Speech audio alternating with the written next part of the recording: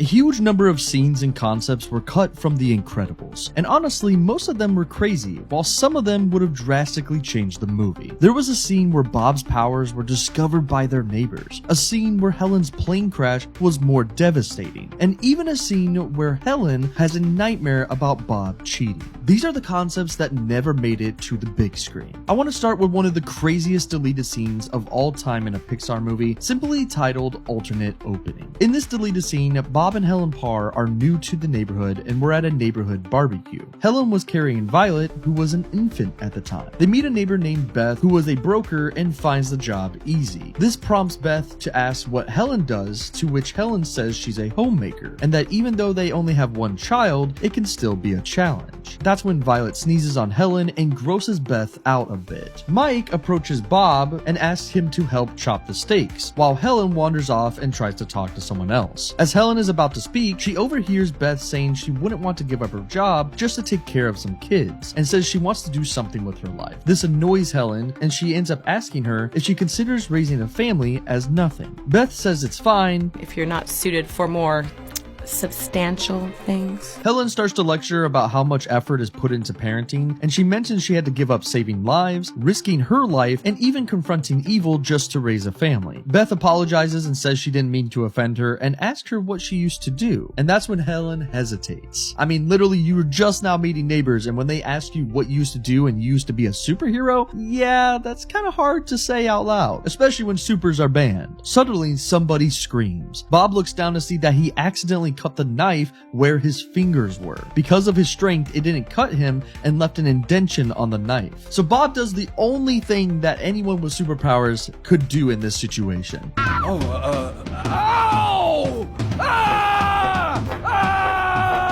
He pretends he actually cut his own fingers off. Bob starts screaming and flags Helen to come over, and as people start to crowd around him, Bob throws the knife away and looks below the table. He finds the ketchup and pours it on his hand to make it look like it's bleeding and shows everyone. Realizing what's going on, Helen starts pretending to freak out, and that's when Mike says to call an ambulance, but Helen quickly says she'll take care of him, and they race off in the car. And just when you think the scene doesn't get even more crazy, it does. I mean, already faking cutting off his own fingers and bleeding is definitely something I wouldn't have thought would be in a kid's movie. But here we are. Bob cleans off the ketchup and teases Helen that she doesn't even know where the hospital is. They start to laugh about what just happened, but unfortunately for Bob, he's going to have to wear bandages for a couple of months. But back at the barbecue, things take a turn for the worse. A neighbor finds the knife that Bob used with the indentions in it, and he ends up calling someone on the phone saying he found the superheroes. This scene so far is really interesting to me because it would have showed a completely different direction that the movie was going to take, leading into what happens next. And by the way, keep all this in mind, this was just the opening sequence. The scene doesn't end there. Later that night, Bob and Helen hear someone break into their house. Bob decides to go deal with it, and as the robber steals their stuff, Bob sneaks up on him and tells him not to move. And that's when the robber shocks him, like literally. The robber unmasks himself, revealing himself as Syndrome. That's right, ladies and gentlemen, Syndrome was in the opening scene of the movie, which kind of translates to the final one, but completely different. Syndrome tells Bob not to act surprised and that he knows his real name. He thinks it's funny how Bob thought getting a new life would have solved his last one, and that he'd have to know that he'd be back to settle accounts. That's when Bob tries to attack him and Syndrome freezes him. Helen ends up running in, seeing what's happening, and Syndrome says that he'll let her live if she leaves. They end up fighting Syndrome a little bit in here, to which Syndrome was surprised that Bob married Elastigirl, and that's when he hears Violet crying in the other room. He looks inside the crib but doesn't see anyone there, but can still hear Violet. He takes a closer look, and that's when Violet spits on him. They end up outsmarting Syndrome and making him hit himself with his freeze ray, to which then Helen smells gas in the house. They see a broken gas pipe, and they turn around to see the lit fireplace and the gas getting closer to it. Bob grabs Helen and Violet and breaks the wall to get out before the house explodes, leaving Syndrome in there to die with it. That's right, Syndrome was originally going to be a minor minor villain that ends up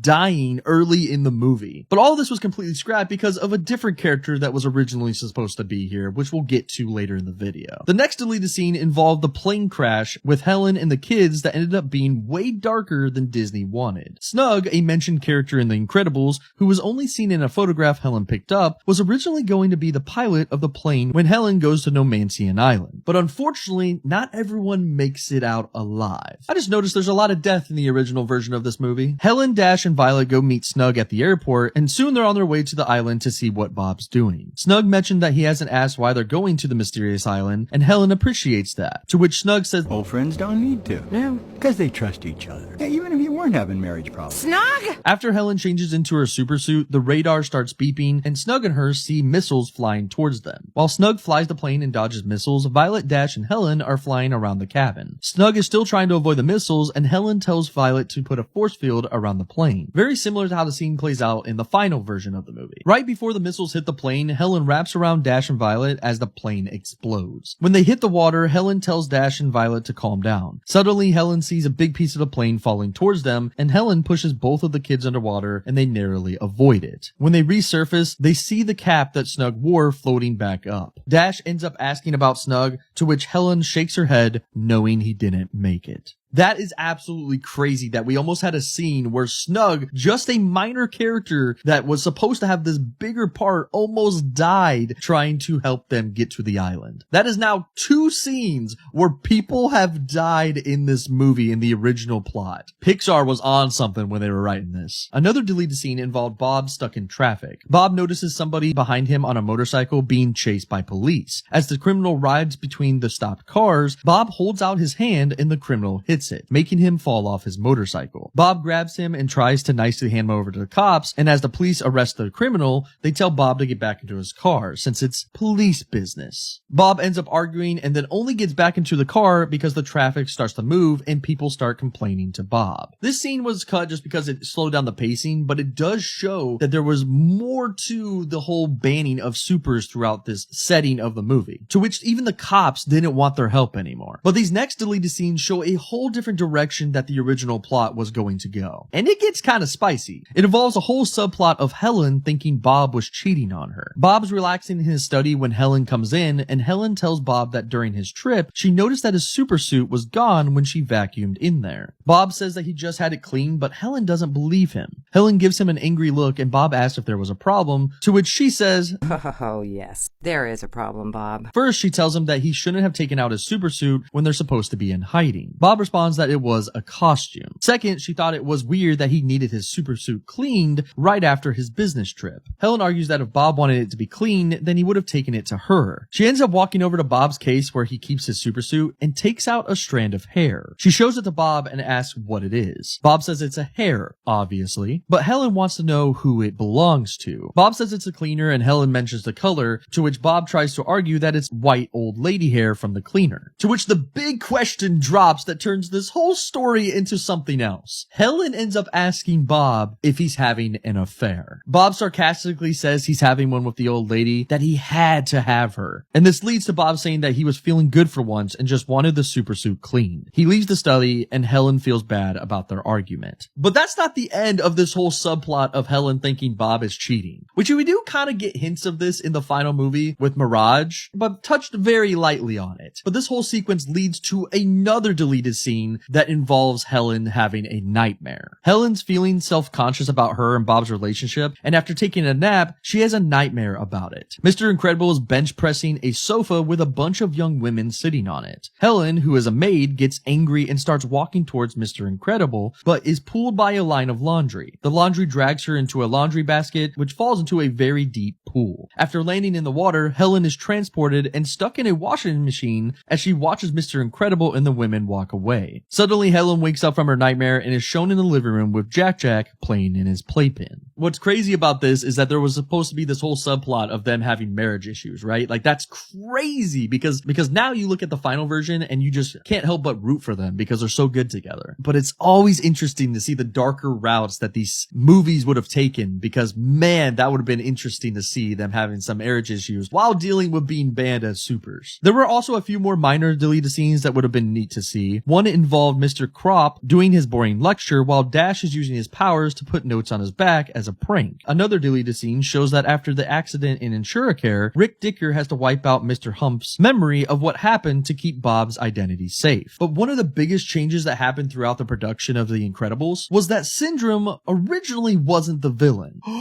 Sorry, I had to do that for dramatic effect. A character by the name of Xeric was originally going to be the main antagonist of the movie. Cold and calculating, Xeric is known and feared by superheroes and villains alike. Though very little of his personal life is known, Xeric has an unhealthy obsession towards Helen Parr, who had dated Xeric for a time but broke up upon learning of his villainous activities. Despite all of this, Xeric still wants Helen and seeks to prove that her current life as the wife of Mr. Incredible is a complete waste compared to being with him. He was later used in the Incredibles comic series as the villain for that storyline. However, the final issues of the comic series were never published, though they were written, leaving no answers for who Xeric really was. But an artist who worked on the comic book series finally did drop some facts. The villain was over 200 years old, and his life was renewed regularly through cruel scientific methods. He even once used a machine to murder everyone born on a specific day to make himself younger. Murder, murder, murder, death, death, death. That was the original plot of this entire Incredibles movie. Kind of crazy how much it changed. But the character designs of the Incredibles themselves also changed throughout production. Brad Bird originally pitched the film as a hand-drawn 2D animated feature with a heavy cel-shaded comic book aesthetic. As Pixar began to specialize in 3D, the project shifted. However, the production team struggled to translate the extreme proportions of 2D comic art, like Bob's massive torso, into 3D space without making the characters look grotesque. In the earliest 1993 sketches, Helen Parr was designed with a figure similar to Jessica Rabbit. She wore a white supersuit with a cape and no mask, and had long wavy brunette hair tied in a ponytail. Early designs for Edna were also harsh. The team eventually realized she needed to be a high fashion icon to be likable. Before settling on the iconic red and black family suits, Bob's Golden Age suit went through several color iterations as well. The final version is light blue and black, specifically designed to look dated and classic compared to the sleek modern suits Edna creates later. And one final fact that I love so much about this movie and how the animation was designed is that the production designers used a color script to dictate the film's mood. Notice that the world is dull, gray, and beige while the supers are in hiding, only exploding into vibrant reds and oranges once they return to action. Animation and storytelling at its best. Honestly, some of the deleted concepts and scenes and character designs of The Incredibles, I wish were fully animated because some of them are so cool to see. But what do you guys think? Which deleted scene do you think they should have left in the movie? Let me know your guys' thoughts down in the comments below. And if you guys enjoyed this video, subscribe and check out this video right here because you'll enjoy that one, or this entire playlist, because I, Josh Beatty, will see you guys over there. Bye-bye.